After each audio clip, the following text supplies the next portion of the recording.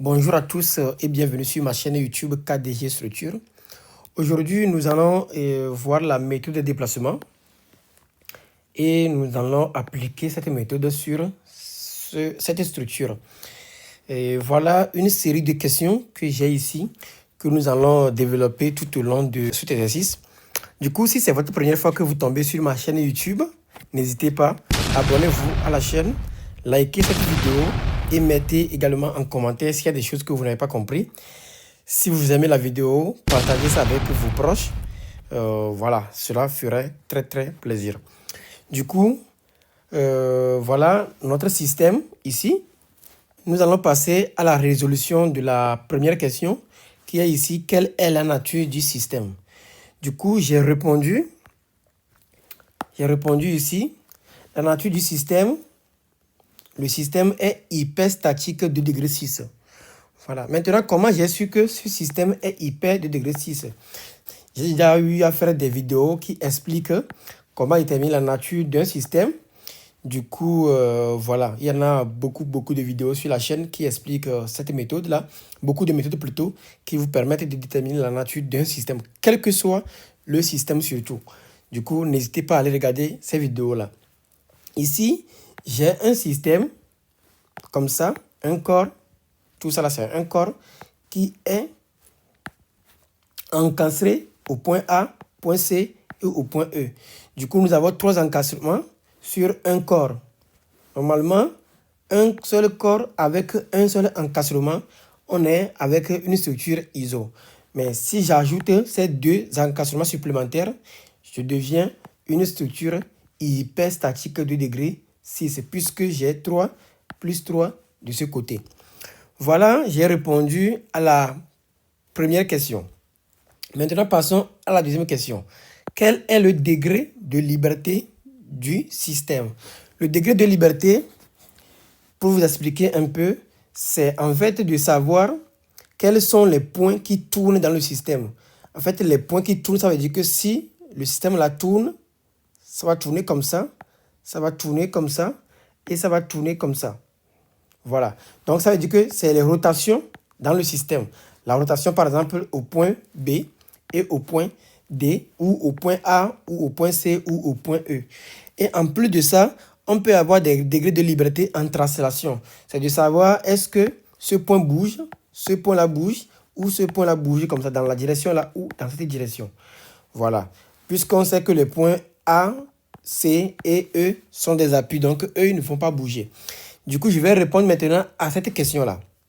Comme je disais dans l'explication, on a 2 types de degrés de liberté. Le degré de liberté en rotation et le degré de liberté en translation.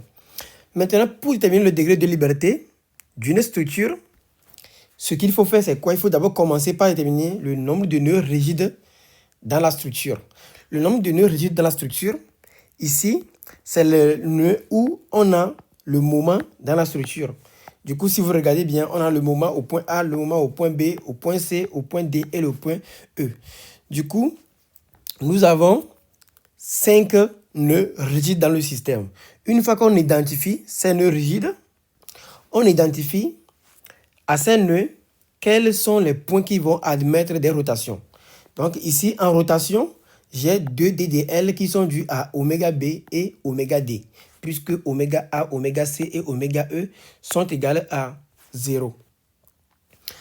Je vous explique ici, on sait que quand on est en face plutôt d'un encastrement, la rotation, l'angle de rotation ici est égal à 0. L'angle de rotation ici est égal à 0, puisqu'on a une déformation qui fait ça. Donc l'angle de rotation ici est égal à 0. Donc c'est ça. Maintenant, revenons à les degrés de liberté en translation. En translation, comment savoir si dans ma structure, j'ai un déplacement comme ça ou un déplacement comme ça? Donc, c'est très simple. Ce qu'il faut faire, c'est justement de suivre ces étapes-là. La première étape ici, c'est une fois qu'on identifie ici les nœuds rigides, on met les rotules à tous ces nœuds rigides. Donc, c'est ce que j'ai fait ici. J'ai mis des rotules partout sur la structure à tous les nœuds rigides. Cela voudrait dire que j'ai libéré les moments dans la structure, les moments à ces nœuds rigides là. Donc, ces nœuds n'ont plus de moments, mais ils sont simplement rotulés. Maintenant, une fois qu'on met des rotules aux nœuds rigides, on détermine la nature du nouveau système ainsi obtenu. Le nouveau système ainsi obtenu, cela voudrait dire que j'ai maintenant 4 corps qui sont rotulés partout. Ici, devient un appui double, un appui double, un appui double, avec des rotules ici. Maintenant, si le système est hypostatique, le degré d'hypostaticité plutôt, donne le DDL en translation, le nombre de DDL en translation. Cela voudrait dire que si j'arrive à avoir la nature de ce système et que je vois que ce système est hypostatique, cela voudrait dire que le degré 1 par exemple, ça veut dire que j'ai un DDL en translation, soit ce déplacement comme ça ou un déplacement comme ça. Voilà, donc une fois qu'on met les rotules partout, je vais maintenant déterminer la nature du système. Pour la nature du système, je l'ai fait ici. J'ai dit j'ai 1 barre, 2 barres, 3 barres, 4 barres et j'ai 4 corps fois 3 équations parce qu'un corps a 3 équations, donc j'ai 12 équations. Je compte maintenant le nombre d'inconnus. Le nombre d'inconnus, j'ai 2 inconnus dû à l'appui double, l'appui double, l'appui double. Donc ici, j'ai 6 inconnus. Ici, j'ai 4 inconnus puisque j'ai un corps, 2 corps, 3 corps qui se touchent. 3 moins 2, 3 moins 1 plutôt, ça fait 2 fois 2, ça fait 4.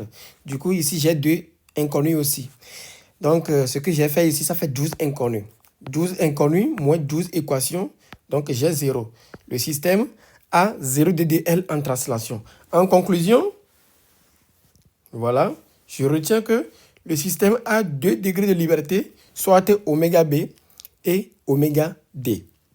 Ici, nous allons commencer par résoudre le problème, la question 3, qui est la détermination du diagramme du moment en utilisant la méthode de déplacement.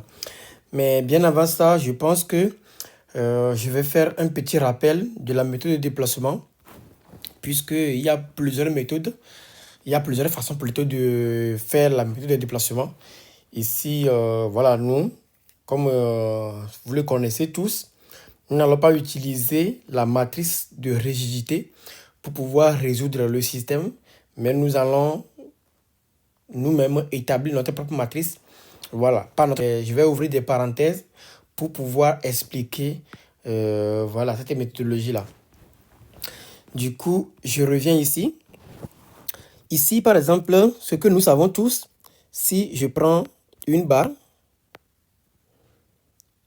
sur 2 appuis avec une charge uniformément répartie, charge Q par exemple de longueur L. Là, si je veux, on connaît les réactions d'appui ici, on les connaît, qui est égal à la réaction là fait Q L sur 2. Et cette réaction aussi fait Q L sur 2. Ici, si je prends le moment, on connaît aussi la lue du moment qui tend la fibre inférieure, qui est égal à Q L au carré sur 8. Donc là, c'est juste pour faire une analogie. Là, par exemple, si je donne ça à quelqu'un qui connaît RDM, qui fait de la RDM, il saura me dire directement la valeur du moment, qui est QL carré sur 8, les réactions d'appui, les réactions d'appui. Donc, c'est le même principe. Avec la méthode de déplacement, c'est comme par exemple, si je prends une poutre bi-encastrée et que j'impose, au lieu de prendre un chargement, une forme répartie, par exemple, là, c'est une charge Q, là, je vais plutôt imposer une rotation. La rotation, je le mets dans ce sens-là. Je vais prendre ce point, le point A et le point B. La rotation, je nomme cette rotation oméga B. Maintenant, une fois que j'ai ce chargement, on peut connaître directement quel est le moment que ce chargement va avoir sur cette structure. Et le moment là aussi, c'est connu. Si je reprends la barre ici, rappelez-vous, si je mets mon oméga comme ça, cela voudrait dire que ça appuie sur la barre. La barre va se déformer comme ça. Bon, j'ai mal dessiné, mais imaginez un truc comme ça. Voilà. Cela voudrait dire que ici, j'ai un encastrement, je n'ai plus de rotation. Mais ici, j'ai un encastrement, mais comme j'ai imposé une rotation, je vais avoir la rotation à ce point. Donc, je vais tracer la lue de la déformée qui peut être comme ça. Voilà. Donc là, je suis au point A et là, je suis au point B. Donc l'angle là, c'est l'angle qui est égal à oméga B. L'angle qui est ici. C'est l'angle oméga B que j'ai imposé ici. Là, j'ai juste déterminé plutôt, tracé la lui de la déformée. Maintenant, le moment que ce chargement engendre sur la poutre, ce moment est connu et ce moment tourne dans la même direction que la rotation qui est égale à, ici, ce moment fait ça et ce moment fait ça. Donc, c'est l'allure du moment qui va être comme ça. Ici, je vais beaucoup plutôt représenter de façon un peu à l'échelle, comme ça. Du coup, on va avoir ici, au point où on impose la rotation, on a à ce niveau le moment qui est 4E I sur L fois la charge. La charge, c'est oméga B. Et ici en bas, on a le même moment, mais qui est divisé par 2. Ça fait 2E I sur L oméga B. Donc, rappelez-vous la longueur, c'est bien L. Hein? Vous voyez? Donc là, c'est un moment qui tourne dans cette direction-là.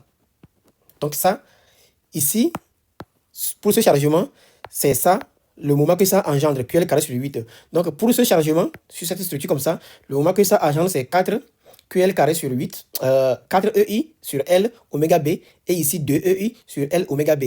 En termes de réaction aux appuis, les réactions sont pareilles. Là, je vais avoir RA qui est égal à 6. 6, c'est juste la somme de ces deux moments. Voilà. Qui est égal à 6, je fais avec une autre couleur, 6 E I sur L au carré oméga B. Et cette réaction ici va aller dans le sens contraire, qui fait également moins 6 EI. Donc je vais prendre 6 EI sur L au carré oméga B.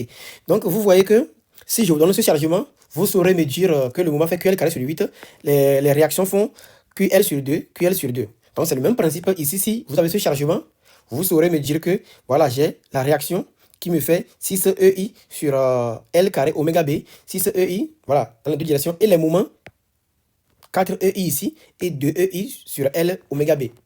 Donc vous comprenez que ça, c'est ce qui est pour une poutre, rappelez-vous, ça, j'ai pris vraiment un cas, une poutre bi-articulée.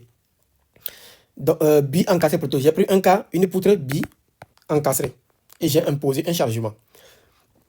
Donc, c'est ce que je vais exploiter dans la résolution de la troisième question. Parce que dans mon cas, dans ma structure, je n'ai que une poutre bi-encastrée. Donc, revenons à ça. Donc, comme ce que je vous disais, j'ai poutre bien cassée ici. Donc, je peux isoler chaque poutre ici, en fait. Donc, c'est ce que je ferai. C'est la méthode que je vais utiliser pour pouvoir déterminer le diagramme du moment en utilisant la méthode de déplacement pour la question 3. Je vais devoir couper cette vidéo ici pour éviter que ça ne soit trop longue. Donc, on se voit dans la deuxième partie de cette vidéo.